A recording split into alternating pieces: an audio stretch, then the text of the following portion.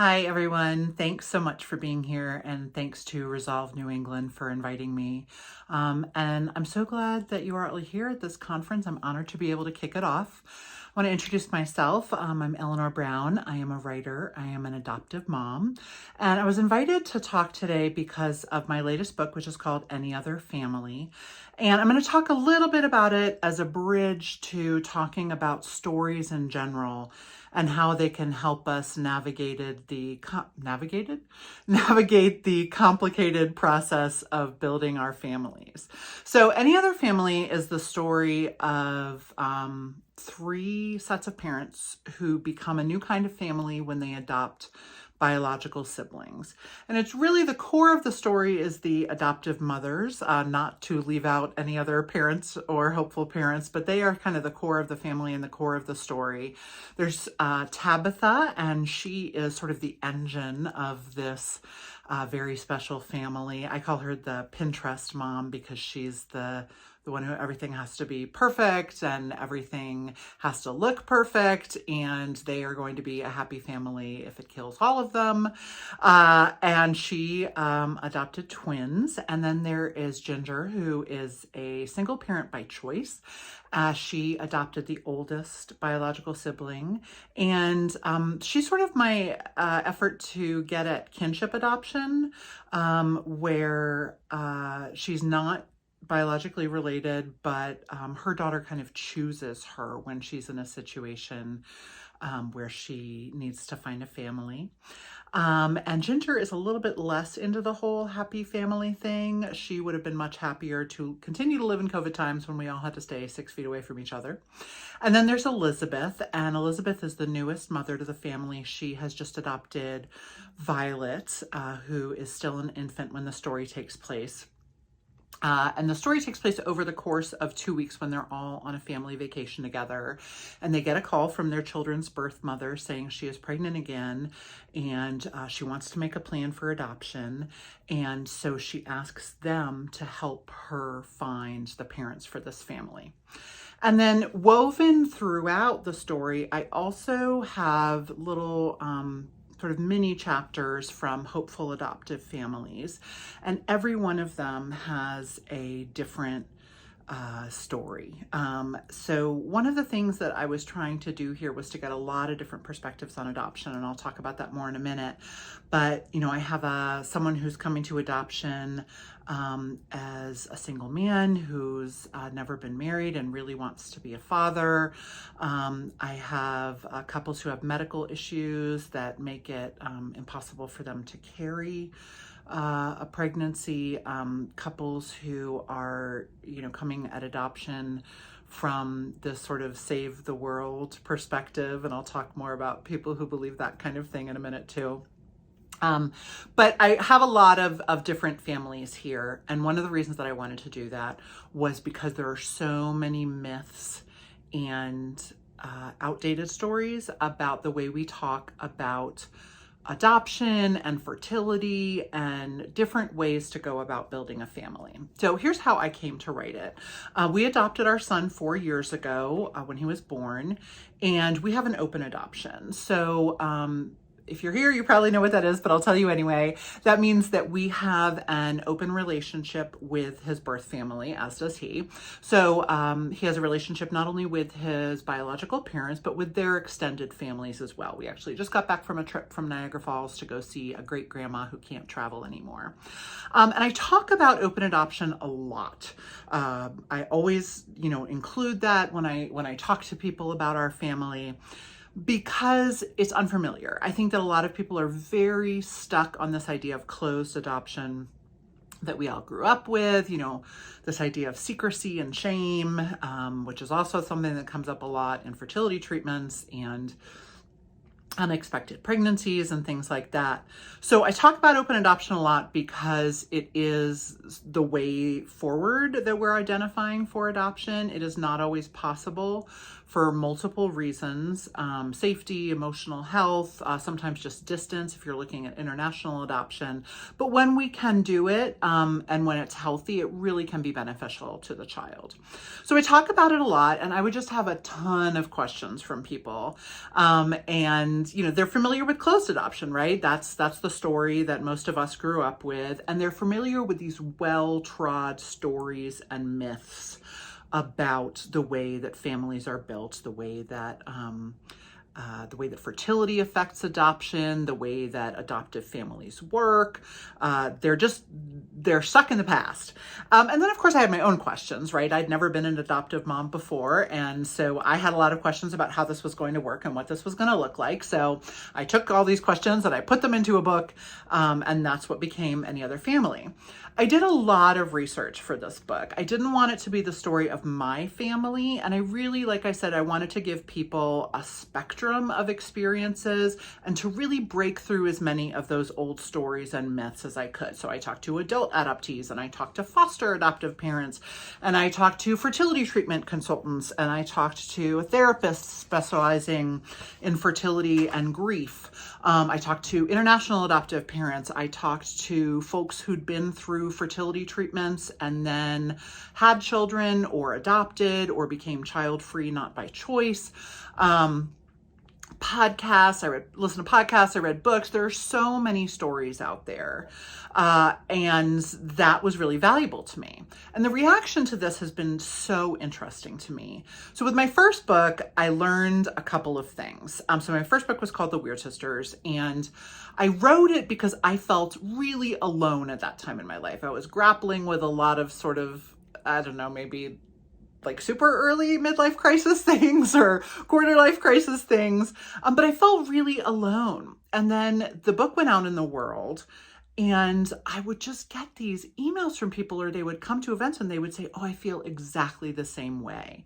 And I was like, wow, I guess I'm not a special snowflake anymore, but in a good way.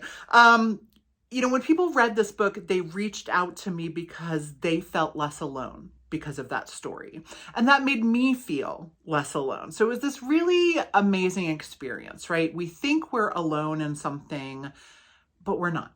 We're never alone. We're never the only people going through something. In Any Other Family, one of the characters, Elizabeth's character, so she's the one who adopted the infant. She had been through extensive fertility treatments, had experienced miscarriage, had a lot of anger and grief that she has not worked through. And I was scared to put her out there, honestly. She is so angry. She has so much unresolved bitterness and grief. Like, it comes out as anger in her, but really it's just like a deep, deep sadness underneath everything. And she doesn't really have anybody that she has talked to about this. And so that's how it manifests in her. And she's the one that people have responded to. I was so afraid to put her out there. And then so many people have said, thank you. Thank you for putting her in there. Thank you for saying these things, about how motherhood is hard and adoptive motherhood is hard. There is a toxic positivity that surrounds adoption and children conceived through medical intervention, that it's this miracle and this gift. And so you can't ever complain about it. And Elizabeth is really struggling. Like, it's hard to be the parent of an infant. And so many people have said thank you to me. So that has taught me yet again, because apparently I needed to learn this lesson yet again, that you are not alone. And if you are at this conference, it probably feels like you're alone a lot of the time.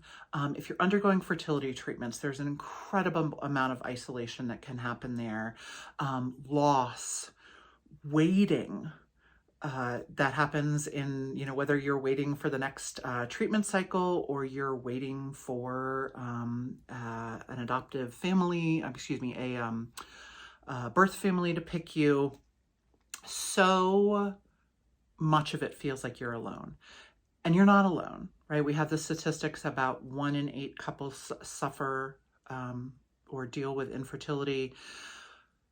not even including couples who are same-sex or have transgender partners or other medical reasons that it's difficult to conceive or impossible for them to carry. And this is not even to mention folks who choose to build or grow their families by adoption, because people do choose to do that. That's another one of those myths that I had to break through, that adoption is a last resort, because it's not always a last resort.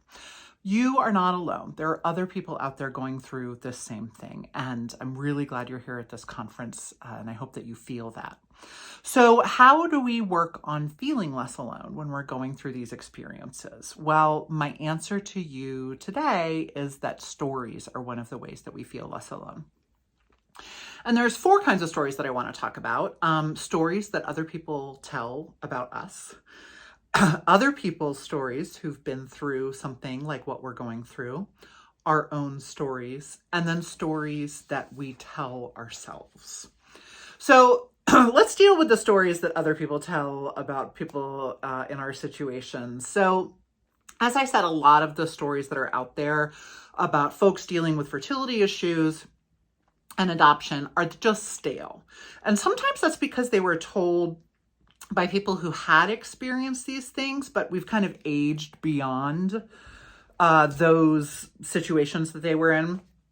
Sometimes they're told by folks without any experiences at all.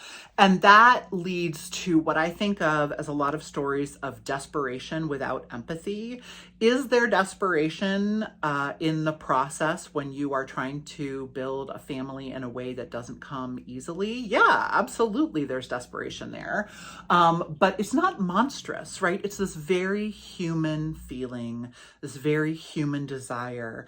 And I feel like those stories that are told by folks without those experiences can feel like desperation without empathy.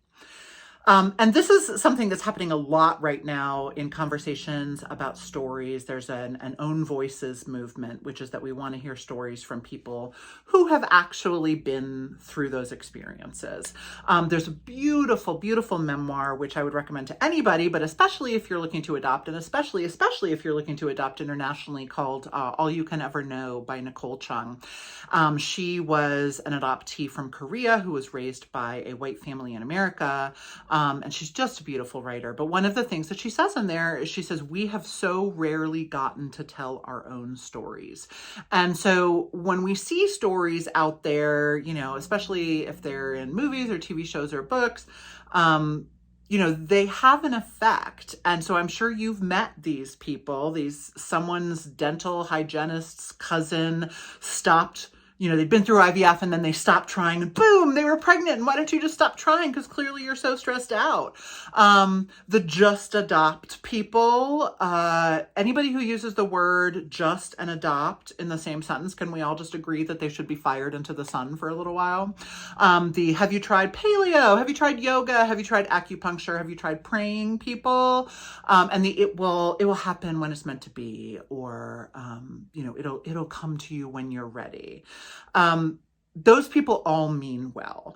And when I mentioned earlier that people have a lot of questions when I talk about open adoption, those questions often come in super, not sensitive or somewhat impolite ways. And that's okay. What I try to do is I try to come at it from a point of education and kindness. But when you are in the thick of things, it sure doesn't feel like being kind to the 20th person that day who has suggested that maybe you should just try taking I don't know, biotin or whatever the magic solution is these days. So I'm going to come back to these people who tell our stories and tell us how we should manage the situations we're in. The next kind of story that I want to talk about is other people's stories. And other people's stories, people who have been through what we are experiencing or have experienced, are out there. And if you're a hopeful parent, sometimes these can be really hard to hear, and sometimes they can be deeply comforting. Sometimes they can be both at the same time. Sometimes it depends on where you are in the process, or the day you're having, or the mood you're in. You know, and they can be incredibly beneficial, and they can also be really hard. I have a friend who experienced a stillbirth, an infant loss, and she was it was recommended that she and her husband go to a grief group. And she says now, she's like, I wish I had never gone because I will carry those stories with me forever. It was really hard for her to hear at that time. But for some people in that group, it was also incredibly important that they be there. So I feel like it's really important to take care of yourself when you're listening to other people's stories, and see where you are. But as I said, you can decide whether or not you want to take those stories in, but the fact that they exist is really important for 4 reasons. They need to tell them. And I'll talk more about that in a second when I'll talk about why you need to tell your story. You can choose whether to hear them or not. So the fact that they exist does not require that you imbibe them at every second of every day. And tied to those 2 things is that there's a normalization that happens when people share their stories about something. And this is a thing. People build their families in all kinds of ways. And it's really kind of amazing and cool when I go out to talk about any other family on the road, the stories that people tell me about adoption and marriages and remarriages and, just all of the amazing ways in which family becomes family. It's really beautiful. And because there has been so much shame and secrecy around fertility treatments, around adoption for so long, there's just not a lot of normalization about this. So the fact that these stories are out there is a great big deal. And then the 4th reason that it's important these stories exist is those people we were talking about before, the just adopt people or the, try yoga people, they need to learn. And we need contemporary stories as well as histories. We can't forget where we've come from in terms of unplanned pregnancies, in terms of single parenthood, in terms of adoption, the baby scoop era. We cannot forget that. And we also need contemporary stories about these things. And then there's your story. And you may not be somebody who ever wants to tell your story publicly, and you do not have to be. Just like you don't have to take in other people's stories, you don't have to share your own. And you may not be ready to tell it now. Sometimes when you're in it, it's just too much. But your story is there. I remember reading a memoir about infertility years ago, and she said something like, infertility memoirs aren't interesting because there's no story in the waiting. And I was like, oh my gosh, are you kidding me? There is so much story in the waiting.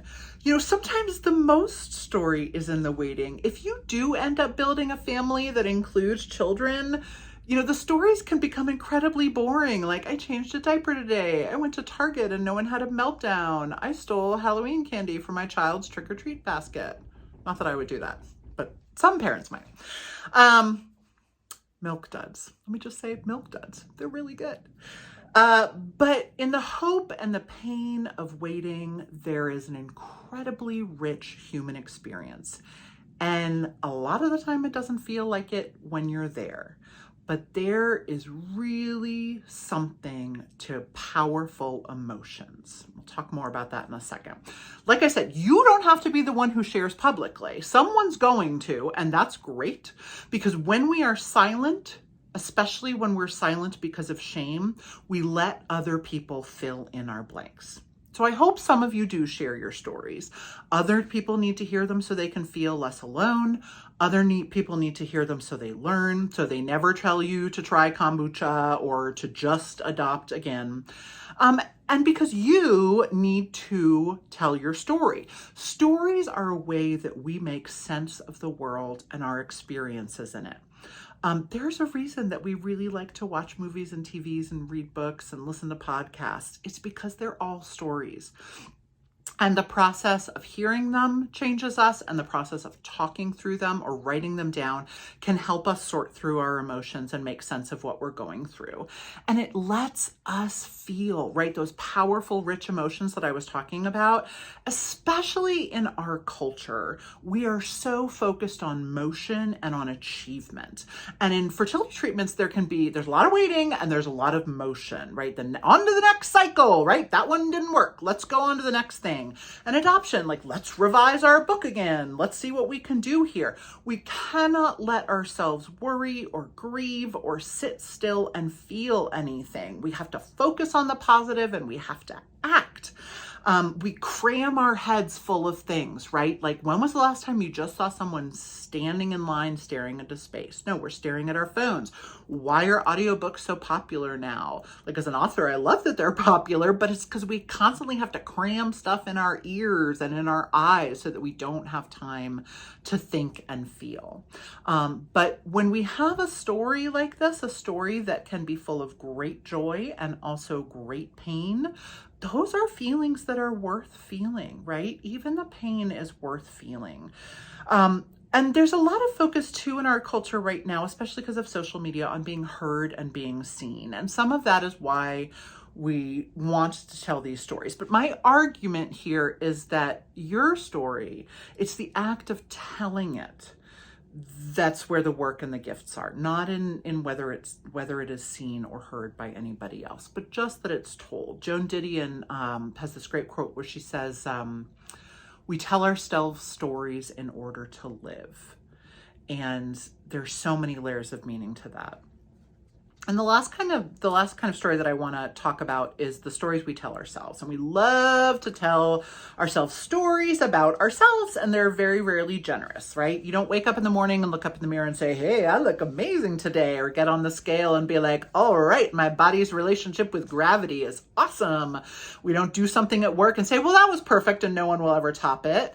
And, we don't have a social interaction and go home and say, well, that was so great, and I will never lie awake at 3 o'clock in the morning replaying that in my mind and cringing under the blankets.